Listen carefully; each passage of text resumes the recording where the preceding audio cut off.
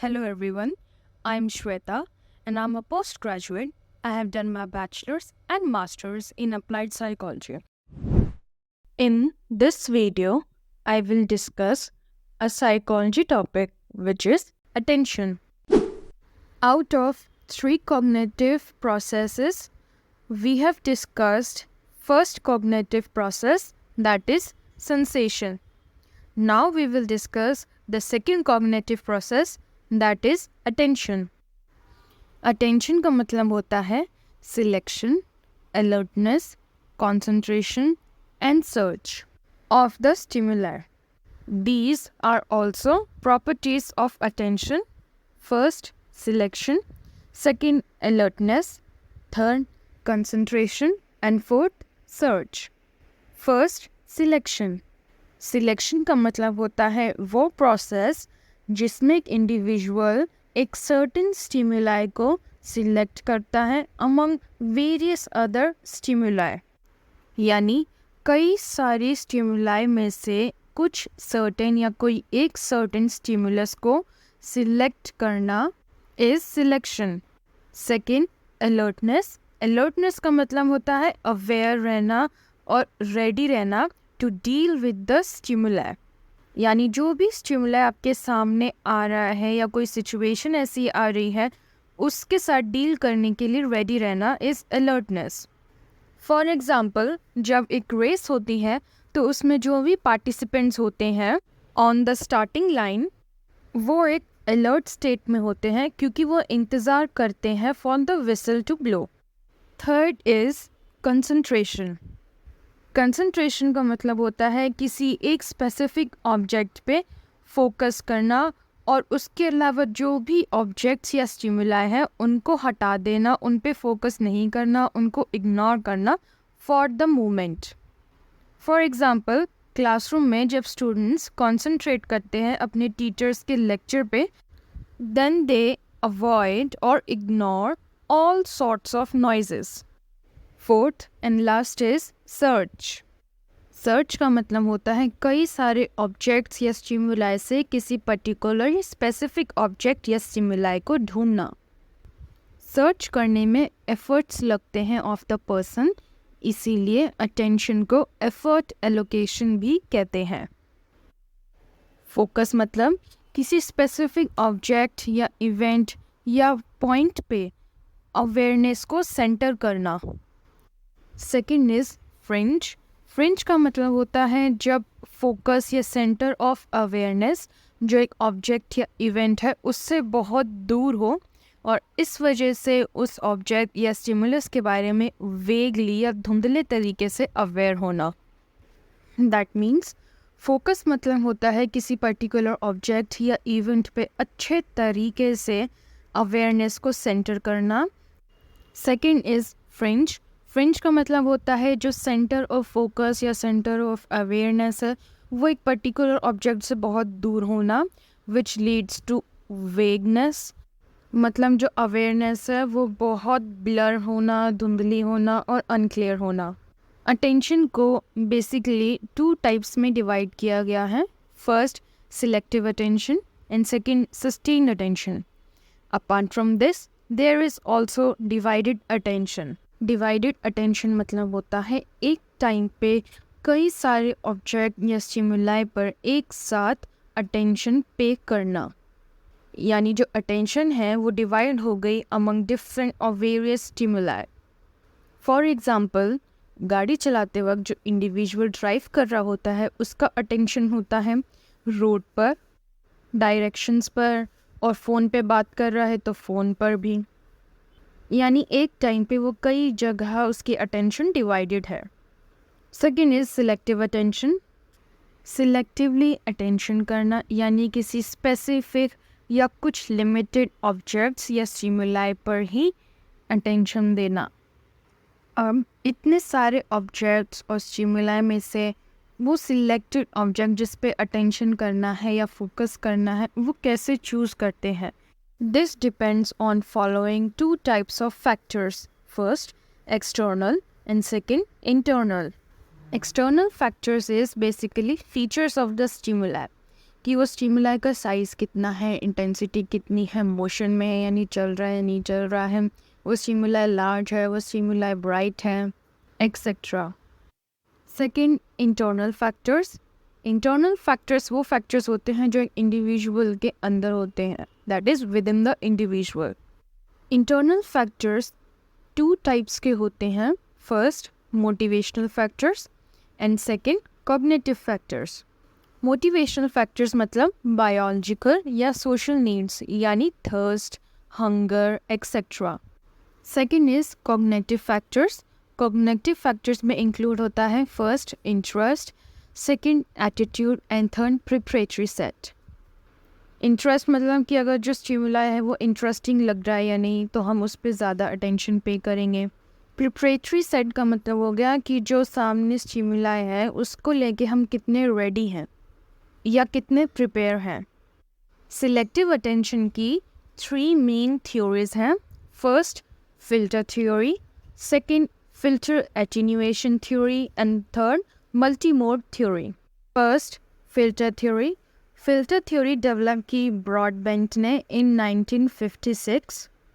According to this theory, कई सारे stimuli हमारे रिसेप्टर्स पे साइमल्टेनियसली रिसीव होते रहते हैं, but due to selective filters only few या कुछ स्पेसिफिक स्टिमुलाई ही प्रोसेस होते हैं।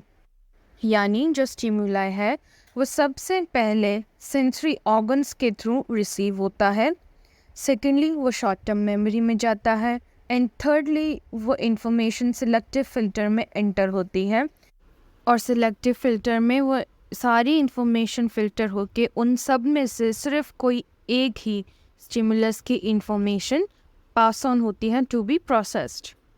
इसीलिए हम सिर्फ स्पेसिफिक स्टिमुलस के बारे में ही अवेयर रहते हैं, और वो भी वो स्टिमुलस जो सिलेक्टिव फ़िल्टर के थ्रू पास हुआ है।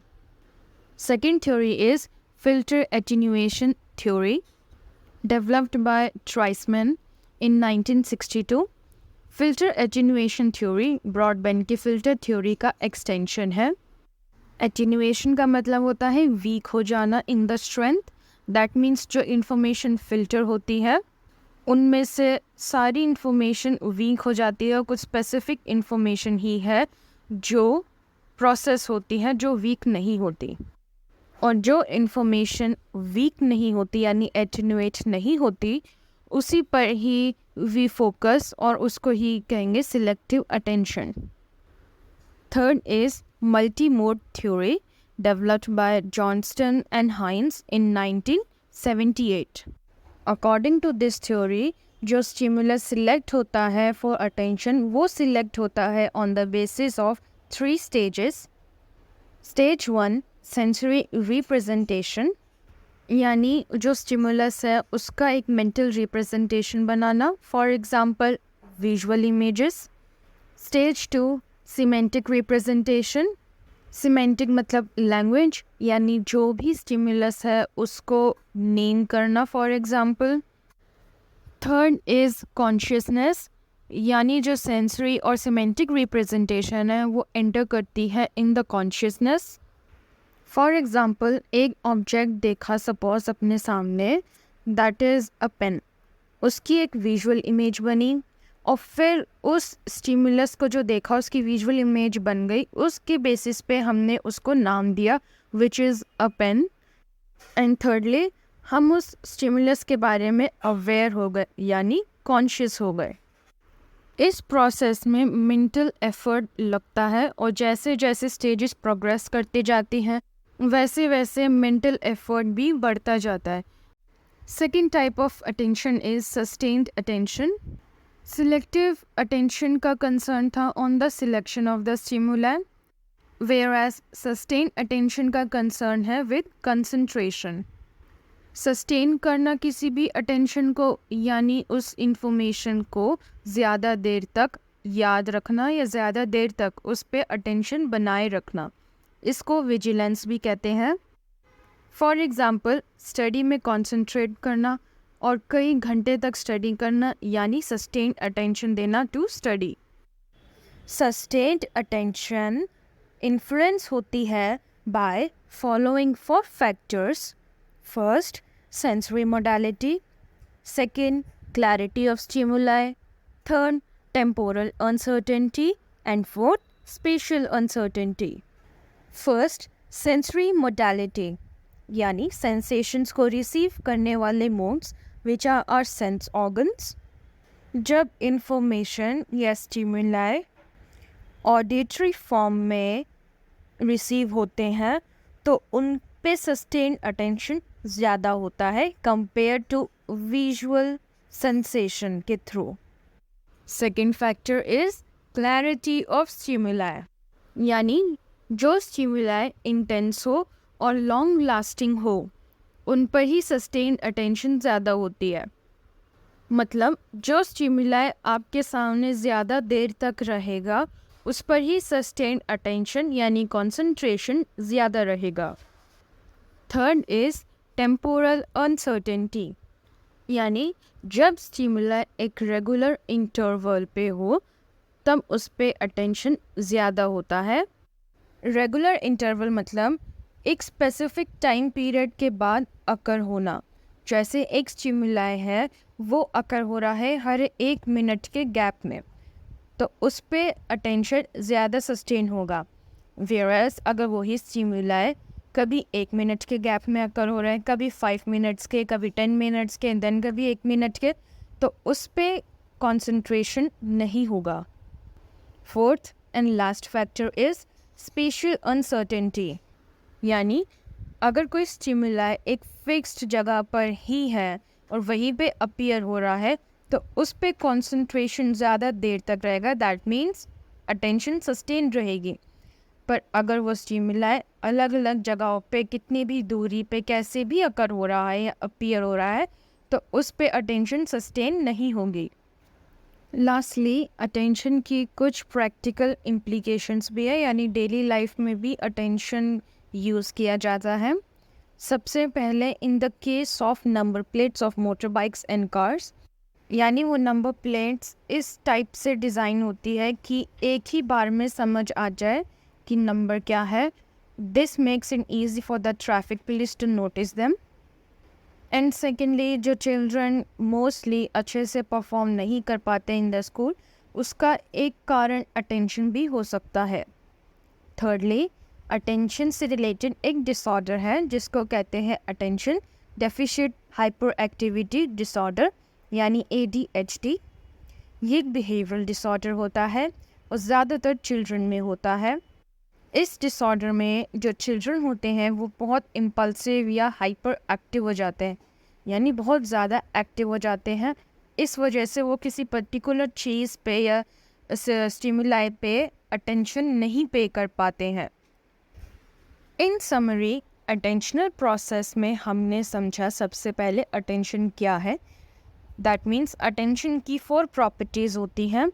First selection, second alertness, third concentration and fourth search. Secondly हमने समझा कि अटेंशन में फोकस भी होता है और फ्रिंज भी होता है. थर्डली वी डिस्कस कि there are 3 types of attention. First selective, second sustained and third divided. Selective attention में सिलेक्टिव ऑब्जेक्ट्स पर ही अटेंशन पे करते हैं और 2 फैक्टर्स होते हैं एक्सटर्नल और इंटरनल जो सिलेक्टिव अटेंशन को इन्फ्लुएंस करते हैं. एक्सटर्नल फैक्टर्स हो गए उस स्टिमुलाई का size, intensity, brightness, largeness etcetera. Internal factors हो गए motivational factors and cognitive factors. Then we discuss the 3 theories of selective attention which is filtration theory by Brodmann and second filter attenuation theory by Treisman जो Brodmann filter theory का extension है. And third theory is multimode theory जिसमें 3 stages के through जो stimuli की information है वो process होती है. Then second type of attention को हमने डिस्कस किया which is sustain attention. Sustain attention यानी कॉन्सेंट्रेशन ऑन द स्टिमुलाई. इसमें हमने ये समझा कि जब स्टिमुलाई ज़्यादा देर तक सामने रहता है तभी उस पर अटेंशन सस्टेन कर पाते हैं यानी कॉन्सेंट्रेट कर पाते हैं और इसको विजिलेंस भी कहते हैं. देन सस्टेन अटेंशन को इन्फ्लुएंस करते हैं 4 factors. First, sensory modality. Second, clarity of stimuli. Third, temporal uncertainty. And fourth, spatial uncertainty. Lastly, हमने डिस्कस किया कि अटेंशन की कुछ प्रैक्टिकल implications भी होती हैं. Thank you. Follow me on Instagram, Facebook, and join my WhatsApp channel Psychology by Shweta. Links are given in the description box below. For any queries, you can mail me on this email ID. Subscribe to my channel and don't forget to like, share, and comment. Bye bye.